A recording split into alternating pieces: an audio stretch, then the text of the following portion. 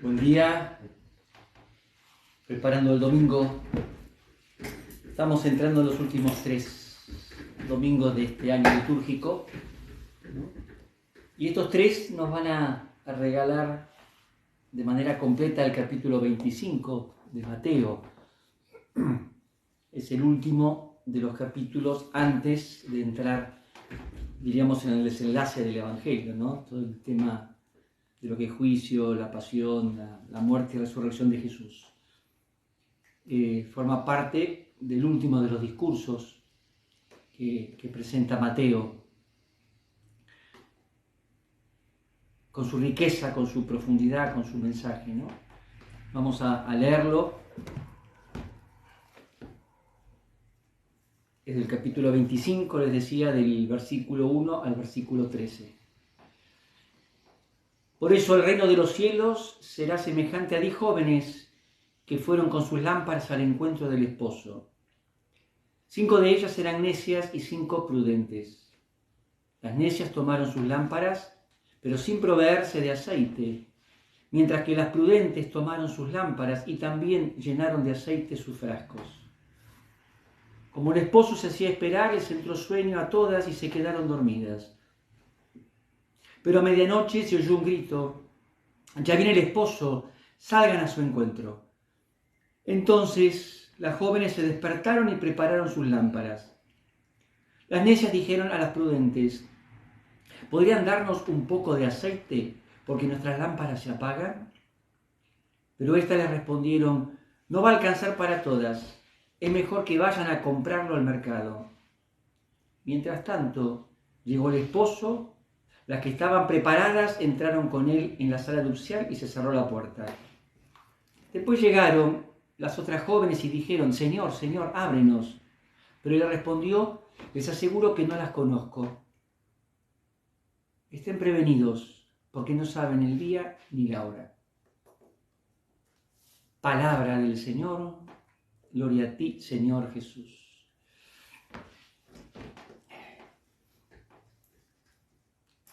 Cada día me convenzo más de que uno de los grandes problemas para entender los textos bíblicos es querer interpretarlos enseguida a partir de nuestras propias maneras de pensar, ¿no? A veces esto se agrava si algo desconozco del texto o en este caso del Evangelio mismo de Mateo, y todavía un poquito más si tenemos ciertas maneras de entender las cosas religiosas, ¿no? Muchos ya estarán pensando por el discurso, también es un discurso, se llama escatológico, hace referencia a los últimos tiempos, formaba parte de la expectativa de aquella época, ¿no? Es decir, Jesús va a volver, y las primeras comunidades no tenían muy en claro cuándo, cómo, de qué manera, ¿no? Y hoy se agrava porque a veces también tenemos modos de pensar muy particulares. En el fondo a Mateo le interesa algo que yo diría mucho más fundamental, sin dejar de reconocer que está esta expectativa de la segunda venida de Jesús.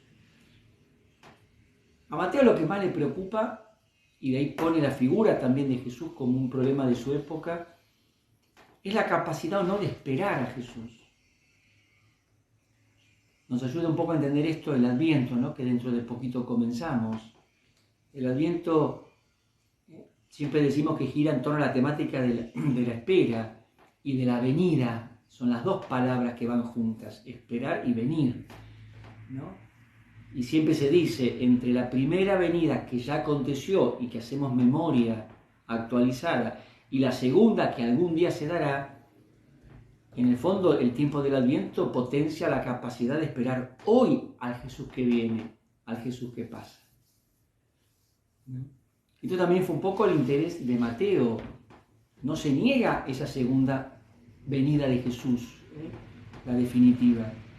Se espera como una realidad anunciada, prometida. Pero en la comunidad se juega la fe cotidiana, la fe del presente. Se fundamenta en el acontecimiento histórico, el Hijo de Dios que se hace hombre, que sigue siendo hombre, siendo Hijo de Dios, y que está en la comunidad. No olvidemos que Mateo tiene este este núcleo. Yo estoy siempre con ustedes, dice al terminar el Evangelio. Ahora, ¿qué es lo que acontece? Y que las respuestas son diferentes. Por eso, en el corazón de este párrafo, más que la lámpara, está el tema del aceite. Los biblistas después discuten el aceite qué es la oración, son las obras, es la caridad. Es decir, el aceite expresa todo aquello que hace que la fe sea siempre presente y sea siempre fuerte. Pasaba en la comunidad de Mateo. El paso del tiempo a veces provoca decaimiento, cansancio.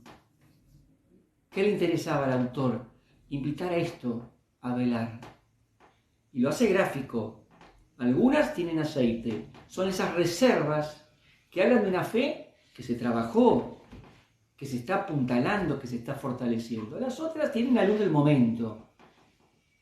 Pero la luz se apaga. Si no se la va permanentemente recreando, fortaleciendo, renovando, esa luz se apaga.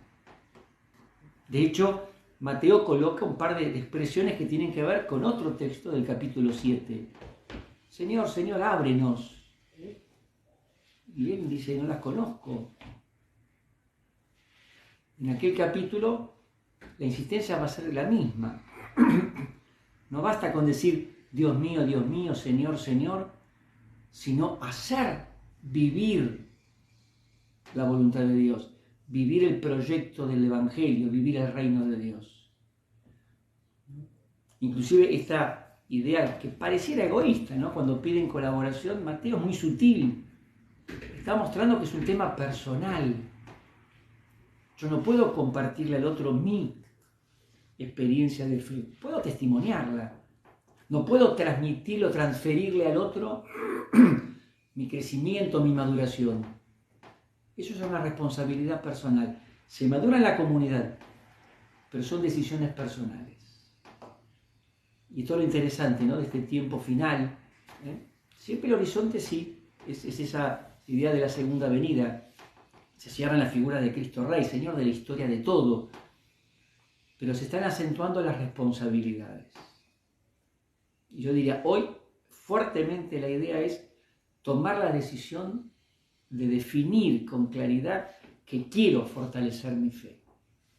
No improvisarla, no licuarla, no contentarme con el menor esfuerzo, sino saber escuchar y vivir lo que el Maestro nos enseña. La liturgia nos regala el texto de la primera de hoy, de la sabiduría. Es luminosa y nunca pierde su brillo. Ella se anticipa a darse a conocer. El que madruga para buscarla no se fatigará, porque la encontrará sentada a su puerta. Meditar en ella. El autor está hablando del don de la sabiduría, pero también la responsabilidad para con la sabiduría. La fe es don, indudablemente, pero también es trabajo humano. Buen domingo.